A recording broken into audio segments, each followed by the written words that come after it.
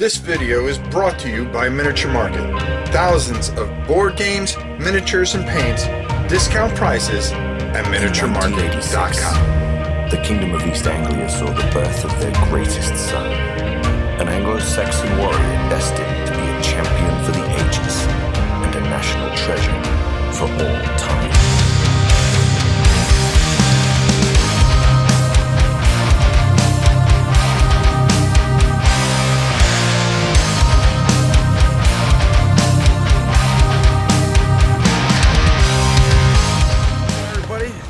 Pal Rob. Today we are in Texas. I don't know what part of Texas, but we're also at the BGG Con. But we decided to take a side trip to come to Reaper Miniatures to check out how their manufacturing process works. So we're going to get a full tour of everything, and well, we'll show you what's up for sure. So why don't we go inside and check it out? See, that's the thing, the campaign settings where it currently has amenities right here, which is why I was looking at if you do this, there's also some really cool. Look at all the Reaper bone stuff. Dude, Look at all of it. holy cow. These are the Yeah, look at that, dude. He needs to be painted by the mighty. If only I knew somebody was any good at painting. Yeah. Yes. This, yeah. Now this is not. This is cheaper, way cheaper than Dwarven. This is $24.99 versus Dwarven Forge, which is, you know what I mean. This right here. So this is our break room. We have the store. The store is primarily known for Magic. It's a pretty big DFW Magic tournament. A lot of Modern and Pioneer and stuff is played here. You know, F&M tomorrow will be pretty big. There's only about 40 people here, so it gets pretty crazy. ReaperCon. We have ReaperCon every year. And we used to have it here in the factory. So as we go through the tour, you'll see a bunch of stuff that's been left over on all the walls and everything. ReaperCon used to have different themes. So it would be like sci-fi, steampunk circus, pirate, things like that. And so we would decorate the whole factory depending on what the theme was. And so one year we redecorated the break room to look like a rundown tavern. So it's been besieged by cannon fire and it was all run down. And it was a tavern. So it was a lot darker in here, and this is where registration was. And so there was barrels and everything, a bar. It looked like a tavern. It was really cool. And so the chandeliers were left up from a Halloween-themed ReaperCon. We had a big Christmas party here on our Twitch channel last year or 2 years ago. I can't remember how long ago it was, but there's wrapping paper up there in the corner. So we put wrapping paper all over the whole wall to make it look like a big present. Yeah, it gives the building a lot of character. So as we go through, you'll see a bunch of stuff that's been left up from past ReaperCons. This past ReaperCon was our 16th, so we've done 16 of them. And it was our biggest one ever, so it was huge. And it's getting bigger, so I mean, it's kind of a double-edged sword. Because the first ReaperCon held here, there was only about 57 people. Last year we had about 1,600, so it's a big improvement. So we can't hold 1,600 people here anymore. So yeah, are y'all D&D players, painters? Yep, all of you? Painting channel. Yeah, his painting channel is enormous. What's the name? You told me. Rob's Tabletop. Oh, okay. I think I've heard of it before. I did a bunch of research on YouTube channels and Twitch channels and stuff to talk about, you know, sponsorships and stuff. But like I said, the store is primarily known for Magic. It's a big DFW Magic tournament thing. But on Saturdays we have Paint Club here. All these paints are free to use while people are here, and there's normally about 40 to 80 people. It just depends on how busy it is, you know, holidays and such. But Anne, the lady who makes all of our paints, she's here, and it's from noon to 4. And so there's normally about everybody in here. There's lamps. Everybody just chills. It's a club essentially. It's not like a class, but you can ask people, you know, like pointers. You know, I need help with, you know, leather or, you know, dry brushing and faces and things like that. You know, people just help each other out. It's just fun. And then on Sunday we have Adventures League here, and there's normally about 50 to 150 people here playing D&D and Pathfinder Society and all that stuff. And we have to put tables out in the factory because we can't hold everybody here.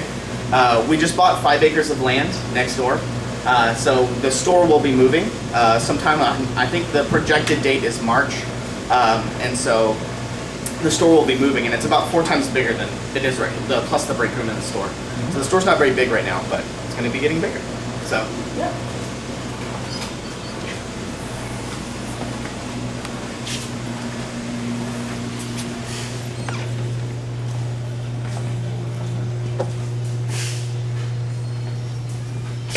I like to talk about this. Very cool. I'll try to get out of their way. So this is the TARDIS, obviously. This was built for the sci-fi themed ReaperCon. It was built as a priming booth. Yeah, you can take pictures if you want. Everybody likes to take pictures with it. Yeah, this was custom built. One of the guys who used to work here built this for us. And it's a priming booth.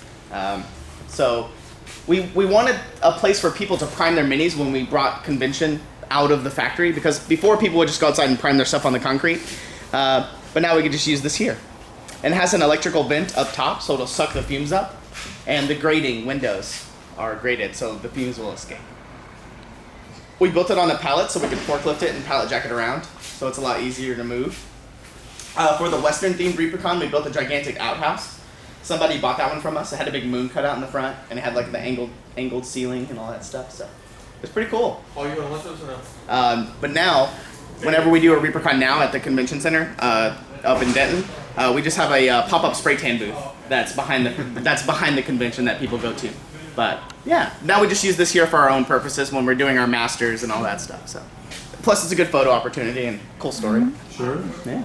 People got to sign the inside of it. There's a bunch of pictures and drawings and things all on the inside. So yeah. And it looks actually pretty good on the outside. Whoever built it, his name is Victor, the guy who built it. Oh, perfect. So this machine, his name is Thomas. Yeah, I remember seeing this pictures of this on one of the Kickstarters. Oh yeah, probably 2 or 3. Yeah. So this is Dave. I had to meet Trash around. Oh, Trash. Hey. Yeah. Dave, we know people by their Twitch names. That t-shirt. So this is Thomas. And we call it that because it looks like Thomas the Tank. A lot of people here are very kind of nerdy, so they give all the machines names. So this is Thomas. This is the plastic injection machine. So this would be the same machine that makes all the Bones models. We don't currently make all the Bones models here. They're all made. We make everything else here, though. We make our own paint, we make our molds, we make our own metal, we make everything else except for the Bones models. So we got this to start learning the process on how everything works. Watch out behind you. So we got this to start learning the process on how everything is made, so we can start training people how to do it. So along that wall, behind Dave over there, those are all the bases that we make. So we make bases here. They're relatively simple and really flat and they're really simple. So it's easier to cast them. Yep. Same thing for like these gravestones here. You can see, here's a good example. There's a bunch of different tombstones. Oh, cool. They break right off. They're super loose, so you can just break them right off. Oh no. And you can see right here, this is where the plastic gets injected. So it's basically a force injection. So here's the plastic. You can see here. There's a little window. You can see the plastic. This will get heated up and injected in here. This mold is open right now. The molds weigh anywhere from 400 to 1,800 pounds. So we have to use this hand crane behind you to crank them up and lower them into the machine. You can see some of the molds over there on those pallets, just kind of open. So they're so yeah, that's kind of what we do to start learning the process so we can start training people as we get stuff over here. Thank you. A whole bunch of bits. Yeah.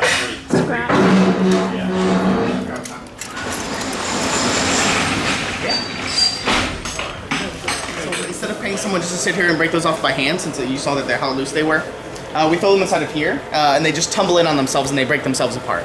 So instead of just putting cement in there, we just throw the bases and stuff in there. So they break themselves apart. It doesn't get damaged at all or anything like that? Since, because we put a lot in there, so they're kind of packed. So they just kind of soften their blow. And then this blue thing over here is a grinder. So we take all the loose sprues, once all the bases are off of them, we put them inside here and this grinds up all the plastic so we can reuse it. So we don't have barrels of gray sitting around or barrels of clear yellow or clear red, things like that. We can mix things together. So for instance, that plastic that you're holding there, if you look inside the hopper there, it's a bunch of white plastic with little pellets of gray. The gray pigment will overpower the clear white color, so that's where you get that color from. So instead of we can mix it with like a little pellets of black, and then it would just turn it all black. So the pigment is a lot stronger. Like I said, we just bought 5 acres of land, so you can see over here. That fence with the barbed wire on it? That's where you keep The inmates, yeah. the inmates? That's all going to be torn down, and the land that we just bought is from the street all the way down behind that building back there. So it's 5 acres of land. It's about 12 and a half times bigger than this building. So it's all that back there. There's already 2 buildings on it. One is going to be for the store, and one is going to be for the offices, and then we're going to build a bunch of more buildings back here. So, The whole campus. yeah. Wow. They at one point years ago they talked about a There's never been a compound in Texas that really went bad, has it? No, never. these boxes that you'll see along this wall here and along this wall, we call them library boxes. This is how they get shipped to us from China, and these are all the bones. So all the bones get shipped to us in these boxes. Like you said, call them library boxes just because they look like books, and we can read them. They have all the information on the side, how much is in them, what the name is, and all that stuff. So that's how we inventory everything. We can just scan everything, make sure it's good. This shelf used to be pushed against this wall, but we pushed it out to make more space. But in doing so, you see this fake brick on the wall here? We put that up during the Steampunk Circus ReaperCon. So we made all of our machines look like they were ran by steam. We had fake brick everywhere. We painted all of our pipes gold. We'll see some more of those decorations later. But when we did that, we added these lights to this wall. So when we turn these lights on, we call this Ripper Street because it looks like an alleyway in London. So it just looks very creepy with all the fake brick and everything. Mm-hmm.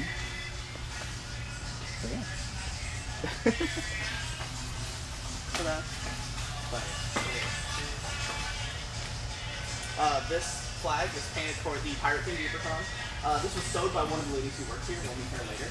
It actually broke her sewing machine, so we had to repair it. Well, it's nice of you to repair it. So if I need to find something specific, I can just pull the bin out. and So, find it pretty easy. if I can maybe bother you with a question, do you ever see yourself going away from metal minis? I mean, or is it one of those things where is it more cost effective to make the plastic, or is it? Well, I mean, if you can't tell. No, it is. It definitely is. Back when we did Bones 1, we thought that metal was going to go down and it was just going to be plastic all the time.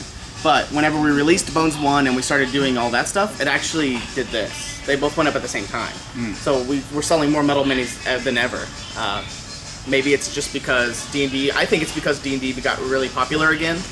So it's no longer the Satanic Panic, it's no longer uncool and nerdy. It's like the cool thing to do now because of Critical Role and all these late night TV show hosts and all these people talking about D&D, Joe Manganiello, all these people, D&D, Stranger Things. D&D's like the cool thing to do now. Since we're right across the street from the school as well, the kids will get off work or after they get off school, walk across the street to here, and they'll play D&D and stuff at night until their parents come pick them up and things like that. So D&D's just really popular. So I think it's just, all rising tide floats all ships kind of a situation. So. Do you have a preference? Do you like plastic or mini, or plastic or metal? I've only painted one model in my entire life. I'm much more of a sculptor. I like sculpting more than painting. But some people like the weight of the metal. That's why they like the metal, is how hefty it feels. I like metal. I like metal. Detail. You can see the detail a lot. Oh, I thought we were talking about music for a second. Oh. Have you heard the song Ginger, or Pisces by Ginger? Oh, yeah. Oh, that song's incredible. It is not good. Unleash the Archers just released a new album, so I've been releasing to them a lot. So. Yeah, I've been. It's weird. We do this thing where we have a thing called Metal Trade. We have a huge table set up at ReaperCon, and people could bring their old metal that they don't want anymore. It doesn't have to be Reaper metal; it could be any metal. And you weigh it out. So if you have 50 ounces of metal, you'll dump that onto a table after you get 50 ounces of credit. Everybody at ReaperCon can walk by and look at the table and pick stuff that they want, and you can get $1 an ounce from the table. I'm bringing my War Machine stuff. There you go. And then you can come here to the factory and look through all of these bins, and you can get 50 ounces of metal back. What is that? How much ever credit you brought in. So if you bring in 2 pounds, you can come here and get 2 pounds of metal if you want. Wow. So a lot of people will go to the website and write down everything, go through all the numbers that they want. If you want specific angel wings or spider legs or specific pieces, then you can come here and look through. Skellies. Yeah, it's really great. A lot of people do it. Take your shirt off and just roll around in the meeting zone. Yeah. All defective models. He doesn't look defective. He looks cute. What are you talking about? Take him home with you. Those man. will get remelted. So. Oh, okay.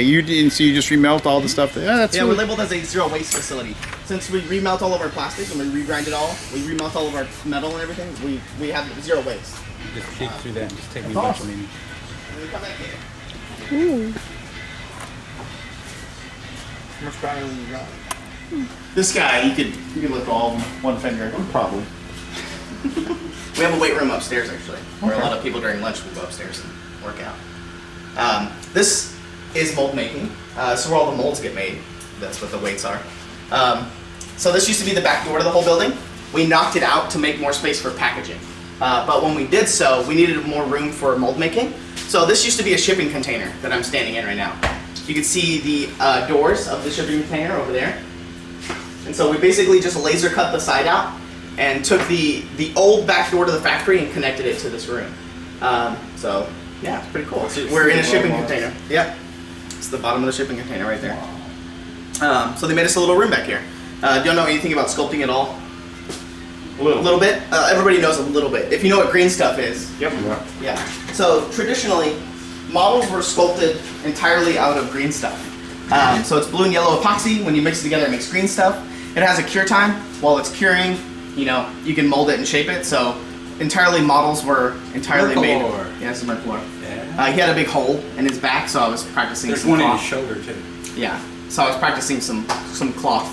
But entire models were sculpted out of green stuff, so it would all just be all green, traditionally. Now a lot of people will sculpt doing ZBrush, which is a digital sculpting software. So everything gets 3D printed, like Mercalor. He's been 3D printed. So that's what traditionally all of our sculptors now are ZBrush, except for like a few. So that's traditionally how everything is made. So our rubber starts out as virgin rubber. It's just straight from the tree. It's very squishy, very bendy, very malleable. So you can see here, it's very bendy. I've been showing this up on tour, so that's why this one looks like this. But you can see it's made up of different layers, so I can peel layers back. So if I need to make the molds thicker or wider, I can add a lot more rubber. So that's what they start out as. And then you can see I have this one set up here. So I lay this one all out. This is for the nativity set. This is like the kind of the arch where the nativity sits underneath. So I'm remaking this mold. I have everything laid out. I've added extra pieces of rubber here. You can see I've cut out the mold and added extra pieces of rubber to help it stabilize and not tear out over time and things like that, to help it last longer. So the sprues will go in. I have different size sprues here. So you can see we make ogres and halflings and all kinds of dragons and stuff like that. So there's different sizes. And it all just depends on the mold. Since I'm hand making them all, they take a while. So these over here are cooking. These are vulcanizers, is what we call them. The Vulcans is what we call them. And these heat up to 315 degrees. That's why it's a little bit hot in here. I have two cooking right there in the middle. You can see the two brown boxes on top. So this will go inside of a mold box, which I can put a mold box for you.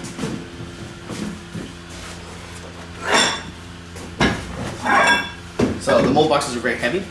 So the molds will go inside there, and then they get heated up. So I let them sit for about 5 minutes so they get all gooey and squishy, the rubber. And then I press it under 1,100 pounds of pressure. And then over the course of an hour and a half to 2.5 hours, the pressure increases to about 1,800 pounds of pressure. And so this cooks for about an hour and a half to 2.5 hours. So the pressure just keeps increasing and it presses. So that's how you get all the detail, is that the rubber will press in all these little crevices and get in all the nooks and crannies and get all the wood grain and the fur and all that stuff, the details. So when it gets done cooking,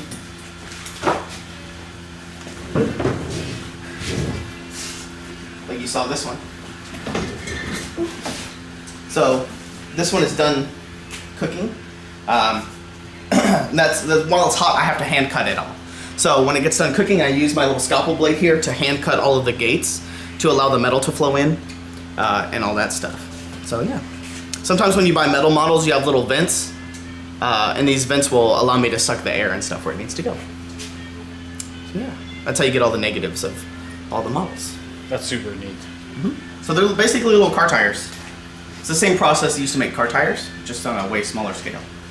So they're still bendy, still rubber, but they'll hold their shape. They're a lot harder too compared to their original form. And they're marked with their yellow numbers, just like their yellow bins, so if I need to find them, they're easy to go. Ta-da. Any questions? No, that's super cool. Thank you for amazing. showing me that process. You like my Santa? Yeah, the Santa's awesome. It's inflatable. Yeah, I was at the store and I was like, that's a pink camo Santa. So I made these. I don't know if did Mike give you one of these? Oh, okay. I think he gave it to Forever Night. So I made these. These were from ReaperCon 2013. This is from the Steampunk Circus ReaperCon. So I was teaching somebody how to acid dip and polish, and so I was looking for something cool to make, and I found these. And so these are just mechanical little beetles, little clockwork beetles that were made for ReaperCon 2013. Cool. So I acid dipped them, and they've been polished. That's why they look like this. So you can see that they're all entirely made out of mechanical parts and things like that. So you guys can all take one. So these, very nice. I mean, you can't get these anywhere else unless you come to me, essentially. So I've made a few, and I've been giving them away on tours. I do want a pokey. Oh, you mean one of these? Yeah. So, there you go. I actually have a little safety thing so you can carry it around. Oh, can I have a pokey? Everybody. Well, no, because I use old dropper bottles. I even Do put you my want, Siddles do you want stuff. one that's been polished or one that's not? And then cast over it, and that's what catches it.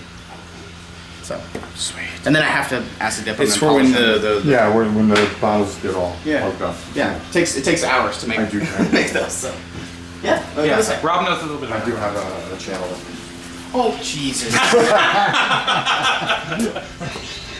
There's always a small accident occurs. Yeah, and it's usually Rob.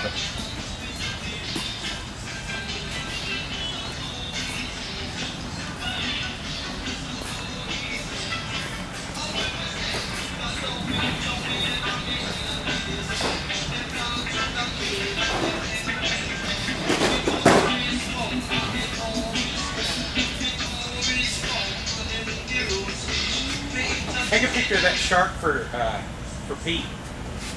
That What shark turn up off the there. jam and tunes, man? She's recording, so it's a little easier.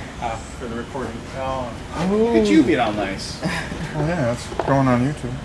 So, like I said, these are called the Wheels of Pain. Before we get to these, these are called the Wheels of Pain, That's what he's called. and these are basically the packaging wheels. We have two of them. So this wall right here has boards on it, and the boards are different sizes, so we can swap them out whenever we need to. If we're switching to mediums or smalls or larges or anything like that. For instance, right now we're working on jumbos, so the jumbo blister will go in, and the only part that's touching is around the here. We put the models in, so a little Carcarian shark will go in. We unbag it, put it in. The cards actually have a thin layer of adhesive on the back, so when they get heated up, they stick. Oh, for crying out loud. So the pegs stop it from moving. And then, so like I said, there's a thin layer of adhesive on the back of this. So when this spins underneath here, it'll press. It takes about 2.5 seconds, 3 seconds. It'll heat up to about 305 degrees. 305 degrees. And it gets stuck. It sticks. The glue activates. That's cool. And then when it's done, that's what it looks like. I've seen those in my store before. That's the Were Shark. Right. That's the Pete model. That's a Pete model, yeah. That's what they do, and then they get put in here, and then they'll go to be packaged and all that stuff. You can see a bunch of them right there behind you. So this is the new material. I don't know. Are you guys familiar with Bones Black at all? Yeah, it's so good. Yeah. So these models are, for instance, her. You can see this was I think February or March. It was up at the beginning of the year. Owlbear, Rock Troll, and then her. and then her. So the new material is a lot more rigid. So you can see her horn broke here on the corner. Yeah. So we're not going to sell these. I've been giving them away on tours, so you guys can take one of each of these. Oh. The spider is missing a leg, so he'll probably only have 7 legs. The bed mimic is missing like the bedpost normally. You can see it's missing a bedpost. So we're not gonna. We can't really send. We would have to send them off to be remelted, and then. Huh? Well, I've just been giving them away on tours. They So, give one to Lance. yeah, you guys can take one of each of these. Oh, sweet. So there's the Ifrit, the spider, and then the bed mimic. Grab one for Doris because she Thanks, likes man. I it. appreciate it very much. Thanks. Yeah. You're very generous. Oh, there's still more. So you're gonna be getting paints and all kinds of stuff. Too. That's fire. You wanna come this way? We're gonna paint those up. You know we have to. Go ahead, go ahead. Can you give me a box? You want a box?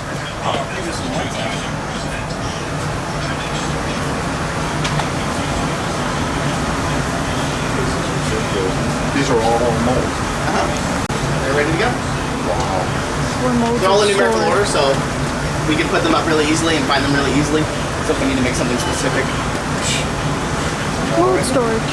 And you can see they kind of range from how old they are, different ages. You can see by the coloration Yeah. of like the different colors of pins and things like that. So, if I can ask questions, I apologize. no, go ahead. So how, I mean, obviously you've got so many molds and you've made so many different minis. I mean, how often do you crack open the old ones? Only when there's a demand, when you know you've run out? Yeah, so we sell everything on our website. So like those yellow bins that you saw back there. I bought from you on your website. So let's say you have, let's say 1, 2, 3, 7, 8. So what happened to 4, 5, and 6? Maybe those only sell 12 or less a year. We don't keep bins for those because they're kind of like cast on demand because they don't sell very well. So they'll just sit back here until we cast them. So we have molds from like 2006, 2004. But I make all the molds and I also am in charge of casting. So I kind of know what's going on with everything. So yeah. I'm doing a big project right now where I'm remaking a bunch of old stuff. So I'm starting at the very beginning and then making them as I find them. Let me put up my wish list. I'll tell you what's that stuff. Go ahead. But like I said, all the metal we can just cast on demand. So if there's anything out of stock, we can just make it right away. So yeah. And then we come back this way.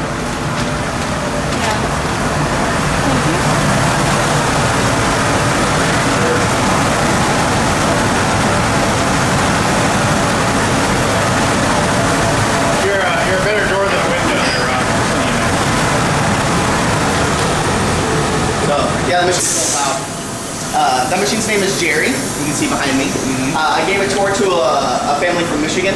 They brought their whole family. It's like a family reunion. They had a little 10-year-old autistic boy, and I had just gotten this machine. I didn't know what to name it yet, and he said, "Let's name it Jerry." So I named it Jerry. That's awesome. So yeah, this is the air collection machine. It was custom built by a car washing company and needed to circulate the air in here 36 times an hour. That's why it's a little bit colder in here than the rest of the building. It's because it's circulating all the air. You can kind of see the floor's a little slippery. It's because we use talc powder as a release agent. That's why they tell you to wash your bottles and stuff before you do anything with them. It's cleaning itself, sorry. And so we'll mop all this stuff up at the end of the day. So we'll sweep everything up and all that stuff. But imagine if that wasn't there, there'd be talc powder everywhere. So yeah, this is our raw metal. Look like little chocolate Toblerone bars. Yeah, it's about 7 pounds. I know it's nothing, but It's really chocolate. Try it. looks like little Toblerone bars. But this is what we use to keep our metal fresh. Nice. So we put that inside, keep our metal fresh. As we mix it in with stuff that needs to be remelted and things like that. It's just like plastic. If you have something and you melt it and then cast it into something and then melt it again, and then cast it again, it'll change the properties of how it will melt and how long it takes to solidify and how it flows. What is the alloy or the metal? It's a lead-free pewter metal. So it's a pewter metal, but it has no lead in it. Yeah. We went away from lead like 4 years ago. So when you said like you can remelt it, and when you remelt it, have different properties, how often can you remelt it before it becomes unusable? It becomes pretty hard after a while. That's why we put these in here. So we do a mix of melting old models and these at the same time. So you have to constantly keep stirring it and stuff like that, which we'll see in a second. But we'll go right in here. My desk. We've got our model.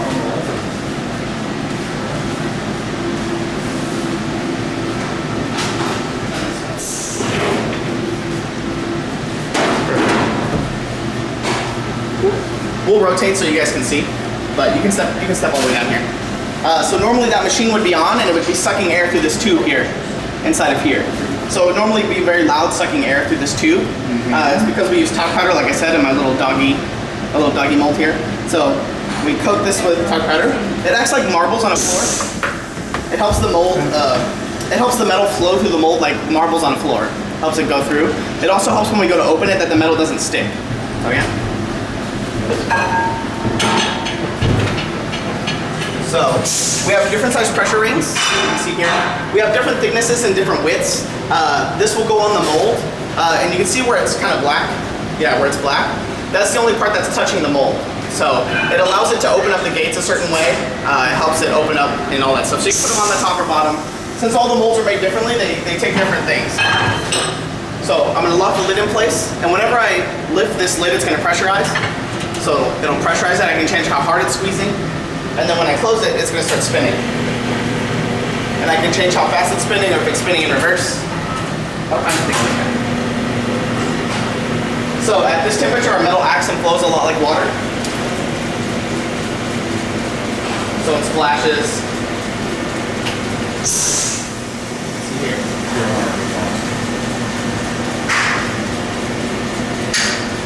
Show you this.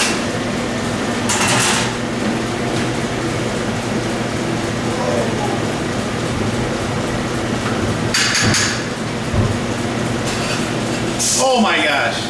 So this is still very hot. That's why I'm wearing gloves, obviously. But it's very bendy, very malleable. It'll break.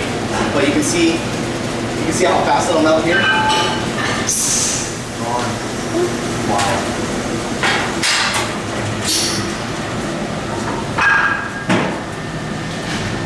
You have to skim The dross, all the slag.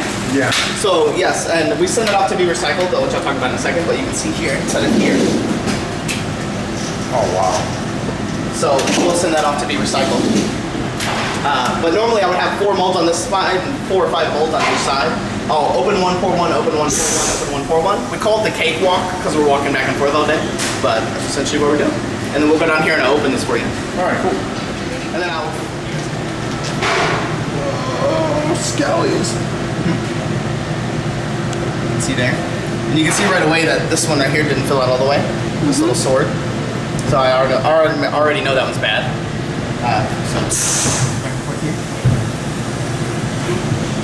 And since this is rubber, I can just bend it and pop the model out. And it's ready to go again for the next guy. Now would you take that middle piece and put it right back in? So So there's just no waste, absolutely. and for instance, like this piece that I knew that was bad, I'll put it to the side. But when I make the molds, are only about 2 sheets of paper thin, so I can just rock them back and forth and they break right off. So that's why you don't really see any gates and stuff on the models, is that it's so thin. I mean, sometimes you still have to file them down, but Yeah, they're in very places rarely. where it's in places where you can, like on the bottom. Right. Wow. And then so these are still pretty, but they're not like scalding, they're warm. So. And we always throw away the first spin because the first spin is going to be bad because the mold's not hot enough yet. The longer you spin them, the hotter the mold will get, and it will retain its heat, so it'll help the metal flow and stay liquid longer. So yeah. Wow. That's super cool. Take all these, I'll just melt them back up. So yeah. A lot of people like to see that. I kind of imagine like the Terminator with his hand with his thumb.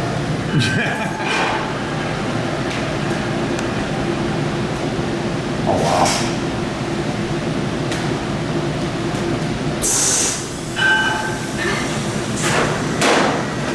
Casters have aprons that are all Greek and Norse mythology. So there's Hermes, Loki, Heimdall, Cerberus, all kinds of things like that. So all the, let's see, I don't know what this one is. Loki? Yeah. It's old. But yeah. All the machines are named after, this is Romulus, Remus, Dora, and Loki are the 4 machines. Romulus and Remus are the 2 people who founded Rome. Loki, God of Mischief, and then Dora is a famous World War II. Famous World War II mortar missile tank. So, yeah. There you go. There's our trip to a Reaper store. We got a whole tour of the back. I'm probably going to split this into 2 parts. So this was the end of part 1. Guys, come back tomorrow. You'll see part 2 of our trip and our whole walkthrough of the whole process of how they build miniatures and everything that they do here. It was just absolutely fantastic. We had a great time. We'll see you tomorrow with part 2.